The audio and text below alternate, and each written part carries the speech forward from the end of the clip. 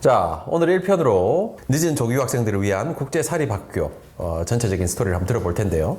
우선 같이 참석해 주셔서 감사드리고 본인 소개 한번 부탁드리겠습니다. 네, 안녕하세요. 저는 토론토 내에 위치하고 있는 사립학교 고등학교 담당자 UMC 하이스쿨 지선이라고 합니다. 네, UMC 하이스쿨에 우리 지선 씨가 캐나다에서 한국까지 또 방문을 해주셨어요. 코로나 다 뚫고 백신 1, 2차 다 맞아가면서. 네, 맞습니다. 자, 이 국제사립학교라는 용어를 처음 들어보시는 분들도 계실 거고 또 캐나다 조교학을 알다 보면 이런 용어들이 흔히 나오니까 들어보신 분도 계신데 사실 명확한 개념을 잘 못 잡고 계신 건 사실이거든요. 국제사립학교라는 건 뭐를 말하나요? 쉽게 말하면 사실 토론토에는 공립학교가 있고 사립학교가 있을 거예요.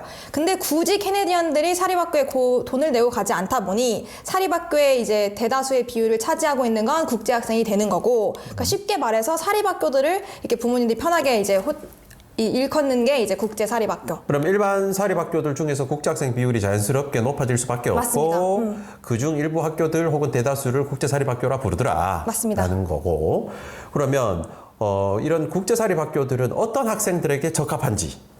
학생들마다 좀 차이는 있겠지만 좀 또 나오려고 하는 친구들의 나이 연령대가 좀 많이 낮아지고 있긴 하는데, 사실 한국에서 봤을 때는 한국의 내신이 조금 잘 안 나오는 친구들. 네. 그러니까 예를 들면 사실 한국에서 스카이 가는 거 너무 힘들잖아요. 네, 그쵸? 어렵죠. 네. 네, 근데 이제 캐나다 나왔을 때는 정말 내신을 가지고 대학을 가다 보니까 네. 이제 조금 내가 부족하지만 열심히 다시 한번 기회를 준다면 열심히 해서 내가 좋은 대학을 가겠다 하는 이제 꿈을 갖고 오는 친구들이 이제 많이 선택을 하게 되는 게 국제사립학교인 거죠. 그러면 이제 UMC에서 나오셨으니까 네. 그러면 UMC에게 이런 학생들이 좀 알맞더라라는 걸 한번 추천해 주신다면? 사실 제가 선호하는 거는 네. 그쵸? 이제 왜냐면 아이들이 캐나다에서 공부한 학업 기간이 길면 길수록 좋은 결과가 나올 수밖에 없어요. 왜냐면 뭐 영어 하는 시간도 길어질 거고 이제 모든 과목들을 영어로 배우다 보니까 대학교에서 좋은 결과를 나오는 것도 이제 10학년, 11학년 친구들이긴 한데. 네. 여기 잠깐 10학년이면 한국 나이로 고등학교 1학년이 되는 맞습니다. 거죠. 네. 그런 친구들이긴 한데 이제 11학년, 12학년 친구들한테는 조금 터닝 포인트가 될 수 있는 게 국제사립학교이기 때문에 11학년, 12학년 친구들한테는 좀 추천을 해드리고 싶죠. 그러면 한국에서 중3을 마친 학생이 캐나다 조교학을 시작하게 되면 사실은 고등학교 1학년인 10학년을 시작해야 되잖아요. 맞습니다. 그래서 중3 이상이라고 보통 표현을 하고요. 이런 학생들이 캐나다에 가서 조기 유학 혹은 고등학교 과정을 통해서 대학으로 진학하기가 훨씬 더 용이하고 맞습니다. 두 번째로는 또 새로운 어떤 시작? 이런 어떤 기회가 될 수 있기 때문에 이제 국제사립학교 특히나 UMC를 추천한다. 맞습니다. 이런 내용으로 정리할 수 있겠네요. 자, 그러면 UMC 같은 학교는 몇 학년부터 입학이 가능하고 몇 학년까지 또 입학이 가능한가요? 학생들의 나이를 저희가 커트는 하진 않지만 사실 9학년부터 12학년, 즉 중3부터 고3까지 친구를 받고 있는데 네. 고등학교를 끝낸 친구들, 뭐 수능을 본 친구들, 뭐 검정고시를 한 친구들도 저희가 받아주고 있고요. 나이가 너무 많은 친구들은 아무래도 하이스쿨이다 보니까 교복도 입고 해야 돼서 그 친구들한테는 크게 추천을 하지는 못할 것 같습니다. 네. 네, 성인 친구들은 네, 비추. 비추. 네. 그런데 한국에서 중3, 고1, 고2, 고3 친구들이 맞습니다. 조금 조교학을 하기에 늦었지만 그럼에도 불구하고 조교학을 해서 대학을 가고 싶다면 UMC 같은 국제사립학교를 선택해서 학교를 시작하는 게 유리하다. 맞습니다. 그러면 일반 학교보다 국제사립이 더 유리한 건 뭐 때문에? 일단 학생들이 혼자 가서 공립학교에서 수업을 한다고 했을 때 일단은 같이 공부하는 친구들이 캐네디언이다 보니까 나이가 들면 들수록 이제 우리 처음 학교, 고등학교도 마찬가지잖아요. 친구 만들기 너무 힘들잖아요. 그렇죠. 그렇죠? 자기 자아가 생기고 이제 친구 그룹이 따로 있을 테니까. 네. 그래서 그런 친구들은 처음에 이제 사립학교로 왔을 때 자기와 비슷한 환경에서 비슷한 목표를 갖고 오는 친구들과 같이 공부를 하다 보니까 뭐 적응면이라든지 이런 것도 조금 더 유리할 수밖에 없고, 네. 이제 사립학교의 장점은 저같이 모국어가 가능한 카운슬러가 상주하고 있기 때문에 네. 대학 진학 상담이라든지 뭐 과목 선정이라든지 이렇게 적응에 도움을 줄 수 있는 사람이 항상 같이 있다. 그게 가장 큰 장점이다. 그렇죠.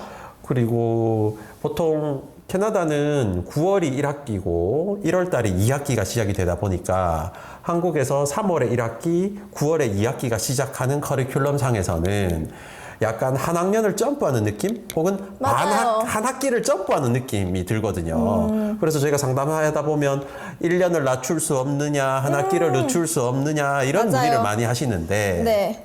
이런 것과 관련해서도 사실은 국제사립이 학기를 맞춰 들어가는데 좀 장점이 있잖아요. 그쵸. 그것도 한번 설명해 주십시오. 사립학교의 장점은 공립보다는 학기가 많습니다. 그쵸. 학기가 많다. 많아요. 네. 그렇기 때문에 공립학교는 시작일이 9월과 2월 이렇게 맞춰줄 수밖에 없는 반면에 사립학교는 학기가 많다 보니 뭐 예를 들면 UMC 같은 경우는 9월, 뭐 10월, 뭐 1월, 3월 이렇게 좀 잘게 쪼개놨기 때문에 자기 스케줄에 맞춰서 조인을 할 수 있다는 게 장점인 거죠.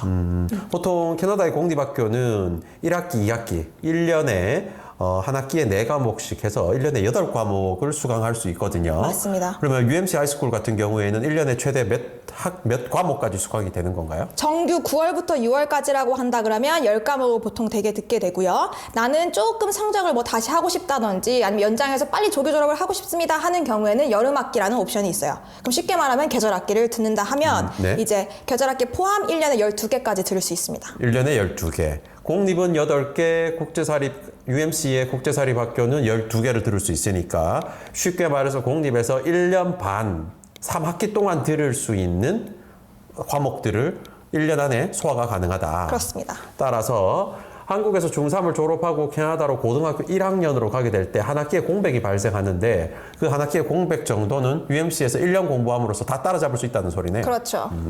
사실 그래서 국제사립을 가야 되거든요. 맞아요. 그래서 저는 이제 상담을 담당하는 사람으로서 추천을 드린다면 영어를 매우 잘하는 학생이라면 굳이 국제사립을 고민하지 않으셔도 돼요, 사실은. 하지만 이런 친구들도 결국 국제사립을 갑니다. 왜? 더 좋은 대학을 가기 위해서. 맞습니다. 더 쉽게 가기 위해서거든요. 그런데 영어가 좀 부족한 학생들은 대부분 제때 졸업을 잘 못해요, 고등학교를.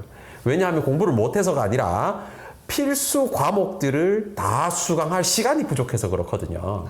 그래서 이런 친구들은 국제사립을 통해서 영어 과목을 빨리 수강을 하고 캐나다의 동일 나이에 있는 학년들의 그 친구들만큼 빨리 따라잡을 시간적 여유를 벌어야 되기 때문에 사실은 국제사립을 가야 된다고 생각하는 편이에요. 맞습니다. 담당자분도 그렇게 생각하시는 거고. 맞아요.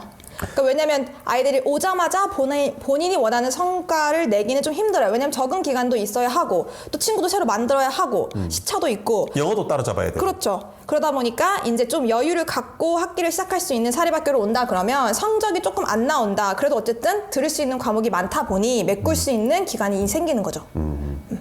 알겠습니다. 그럼 토론토 가면 우리 지선 씨 만나뵐 수 있는 건가요? 그렇습니다. UMC로 오신다면 학교에 상정고 계시니까. 네. 자, 오늘 1편 이렇게 마무리하고요. 또 2편 다시 만나 뵙도록 하겠습니다. 감사합니다.